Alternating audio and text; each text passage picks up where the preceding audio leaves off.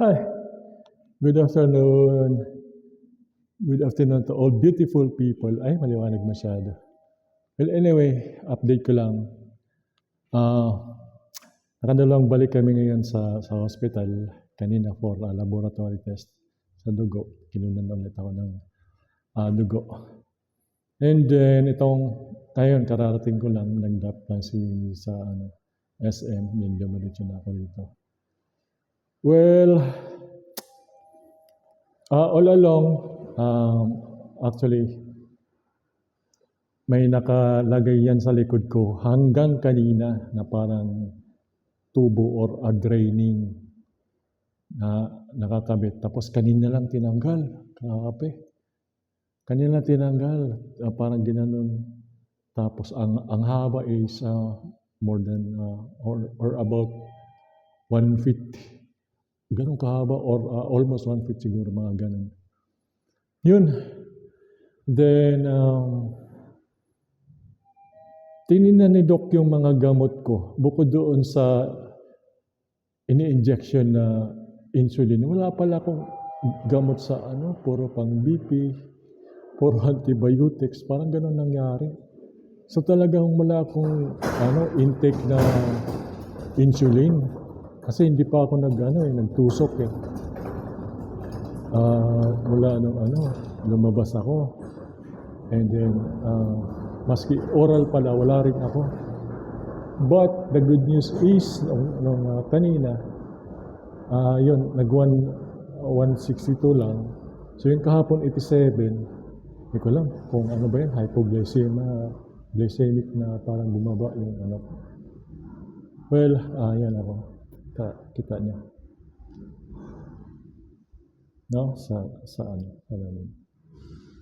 So, that would be it, guys.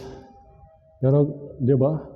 Surviving ako na walang tusok na insulin. So I didn't have any injectable insulin with me from the time I left the hospital pala.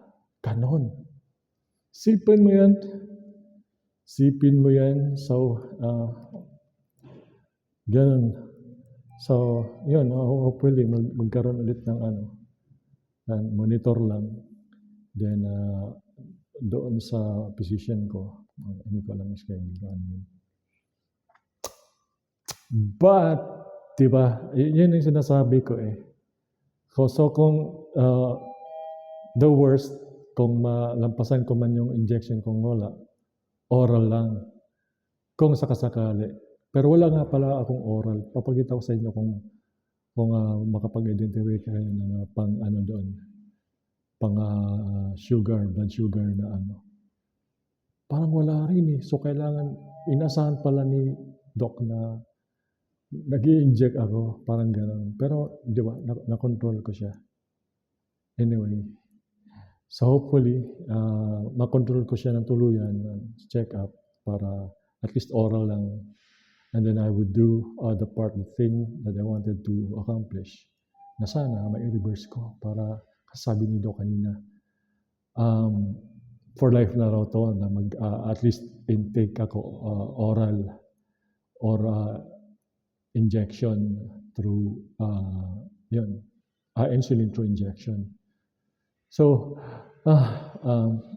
all glory to God, all praises to our Lord Jesus Christ. So, I don't know, pero at least, di ba, the worst is oral na lang.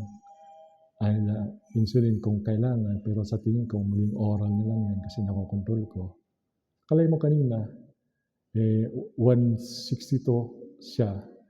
Pero, mula pa yan ng na wala pala akong tinitake na insulin. Diba? So, that is the good news. That is the side that I can look forward on. Moving forward. Then, hopefully, through your prayers again, mga kaibigan at mga kapatid ko, relatives, please pray for me. Diba? So, parang imagine all the stresses, all the negatives, all the anxieties that was brought to me, persecutions talaga, and everything, ilang years na. Kumbaga, maski anong gawin nila, God will find a way for me to survive and surviving well. Kasi before this happened, wala naman ako maintenance. Which is, yung ibang mga katabaho ko, maski ito yung last project ko, 30, 35, may mga maintenance na. Diba? Then I was the one who has the age way much more than to them. But then I didn't take maintenance. Though, alam ko tumataas, then ganun pa rin, feeling control. Yun lang, itong lately, puro ulan ng activity, and then tinubuan ako sa likod dahil puro kain na nakain. Yun ang nangyari. Hindi na ako magalaw, tumaas ang blood sugar. So, wish me well, guys. Love you all. Always pray to God. Kasi siya para siyang, relief agad Yung stress level mo, mababa, may connection ka, and then it can fuel pa doon sa kung like for me, I need now the, strength para maski walang insulin. Kalain mo yun, 2 days na wala akong insulin intake, either injection or oral.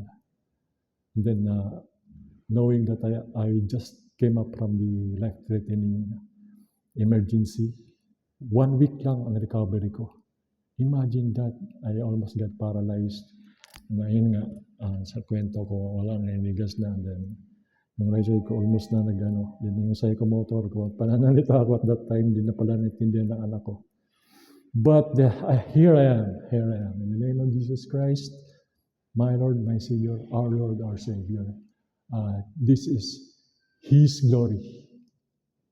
Kasangkapan na ako. Pinapakita lang na no matter what the stresses that comes to you, when you belong to Him, to our God, He will always give something back. Our God will always take care to those people that belongs to them, belongs to Him, to our God. Okay, guys? So again, I love you. I don't take no offense doon. So maski yung mga naninira sa akin and everything, wala kayo sa pananagutan para sa akin. Doon sa Panginoon kasi kitang-kita kayo in every actions that you do and in every thought that you deliver. Alam ng Panginoon yan. Okay, so di nyo kailangan mag-apologize sa akin. To God, to the Almighty Jesus Christ, to the Almighty Yahweh, to the Ruach HaKodesh, the Comforter, the Holy Spirit. Yun lang. When you go through all these things, pwede ko rin kayong maturuan. Kasi yung ibang Christians parang nasa baby stage pa yung kanang nasa soul part pa lang, parang puro na lang hingi doon sa atin kung mag-pray sa Panginoon. Puro ask lang. Then, parang nasa ka pa lang baby stage ka pa lang ng relation with God. Then God says, Jesus Christ says in the gospel na there would come a time na yung people, yung Christians, yung mga the bride, the people, the Christians that belong to God will pray to God in spirit. Yun yung pinaka-objective natin, guys. Okay? Pray in spirit. Pero, yun na nga another topic, pwede ko yung ilabas yung ganun. Then may mga encounter pa ako kasi every time ako, punta sa hospital, pauwi. Kinakausap ko yung drivers and then marami yan. Siguro and separate episodes din, na videoan naman ng wife ko. So, may lalabas ko rin yun. Then you see the actual interactions. Meron pa na singit doon na isang totally DDS, taga Davao. Tapos bandang uli, may mga altercation kami ng salita. Then good sa akin yun kasi control dapat yung kayo, palitan ng ideas and everything. Although makikita mo na blinded talaga ang DDS eh. Good for the heart naman sa akin yun. Then, nung bandang huli, nagkamayan kami mga pares Bisaya.